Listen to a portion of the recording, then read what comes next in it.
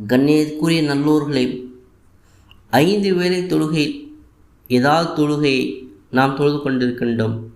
உதாரணத்துக்கு லுஹரோ, அசரோ, மஹ்ரிபோ, இஷாவோ தொழுது கொண்டிருக்கின்றோம்.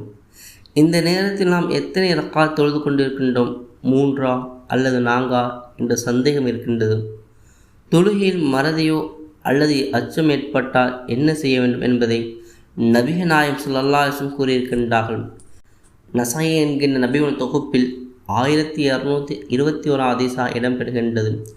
நபிகள் நாயகம் ஸல்லல்லாஹு அலைஹி வஸல்லம் கூறுகின்றார்கள், ஒருவர் தொழுகையில் நாம் எத்தனை ரக்காய் தொழுதோம் என்ற அச்சம் அல்லது மறதி ஏற்பட்டால் அந்த அச்சத்தை கைவிட்டு உறுதியாக எத்தனை ரக்காத் என்பதை செயல்பட வேண்டும். உதாரணத்துக்கு நாம் 4 ரக்காய் தொழுது கொண்டிருக்கின்றோம். 3 ரக்காயத்து நமக்கு சந்தேகம் ஏற்படுகின்றது. உங்களுக்கு இது 3 அல்லது 4 உங்களுக்கு சந்தேகம் ஏற்பட்டால் உங்கள் மனம் என்ன எண்ணுகின்றது? உங்கள் மனம் என்ன எண்ணுகின்றது?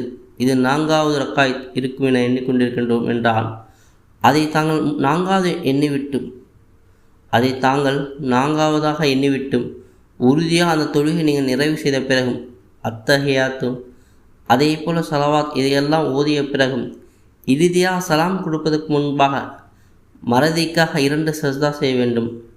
அதாவது தொழுகையில் குழப்பம் ஏற்படுத்திய ஷைத்தான் முறியடிப்பதாக அமையும் என்று நபிகள் நாயகம் ஸல்லல்லாஹு அலைஹி வஸல்லம் கூறியிருக்கின்றார்கள். ஆகவே மறதியாக தொழுகையை நிறைவேற்றினாலும் கடைசியாக 2 சஜ்தா செய்து அந்த தொழுகையை நாம் பூர்த்தி செய்து கொள்ள வேண்டும்.